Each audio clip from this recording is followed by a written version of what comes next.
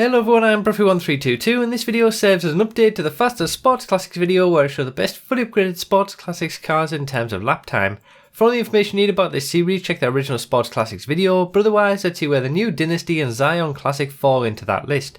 So first up, as it's probably no surprise, we've got the Dynasty. It falls into 35th place overall for the Sports Classics class with a lap time of 1 minute 23.3. It's slow. Let's not beat around the bush. It's around the same sort of lap time that we see from the Tornadoes, the Mañanas, the Peyotes, the slower class of Sports Classics cars. That's where the Dynasty falls. Now, something that you need to keep in mind is that the deflector modification actually that you put on the rear of the car acts like a spoiler, so it does increase traction and that allows you to obviously get better cornering speeds. But you know, performance is really not going to matter in a car like this. You're not going to be going very quick. And obviously, it's nearly 20 seconds per lap slower than the best in the Sports Classics class, but it is quite a nice car to drive. It does feel pretty nice around the corners.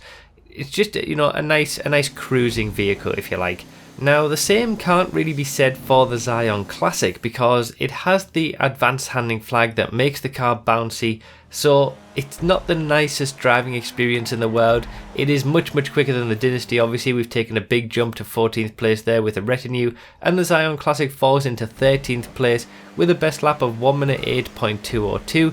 That's not too bad, that's a decent lap time for a sort of average Sports Classics car. It's quicker than what we used to see from the old style of Sports Classics cars, and that's obviously just because it has a lot more cornering grip than those kind of vehicles.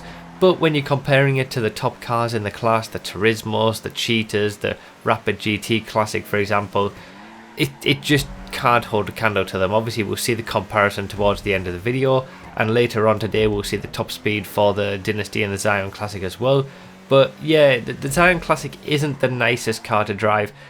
Obviously the main pull with this is probably the fact that it's got a livery that has one of those pillow things in the back of the car that is quite unique. So from a looks perspective, that's entirely up to you with what you want. But from a pace, performance and driving experience perspective, because of the advanced handling flags that make the car bouncy, even though it's not as bad as what it used to be, obviously the advanced handling flags have been improved since the Casino DLC, it still doesn't make the car great to drive. It's okay, it's not too bad, but it's not fantastic. And obviously, as we're seeing in the comparison here, the Zion Classic, it's okay, it's not too far away from the top, but you're not really going to be able to compete with a competent driver who's driving a Turismo, a Cheetah or a Rapid GT in something like a Zion Classic. It's just a little bit too slow, both in terms of top speed and cornering capabilities as well.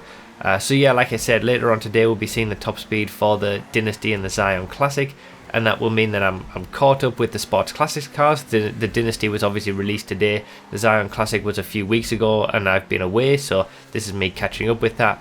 Then I'll obviously be testing the Hellion next week, and that will be me caught up, ready for whatever is released next Thursday.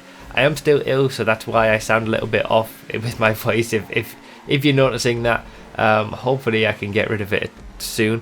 But yeah, that's the Sports Classics class tested and up to date and complete now for the Casino DLC. We've got no more Sports Classics cars to come. And yeah, that's pretty much it for this one. Hopefully this has been a help. Obviously consider supporting on Patreon or become a YouTube member if you want to get testing results early. And remember to read the description for more info, comment with your thoughts, like the video if you enjoyed or found helpful, and subscribe for more. Thank you all so much for watching, I really do appreciate it, and I'll see you next time.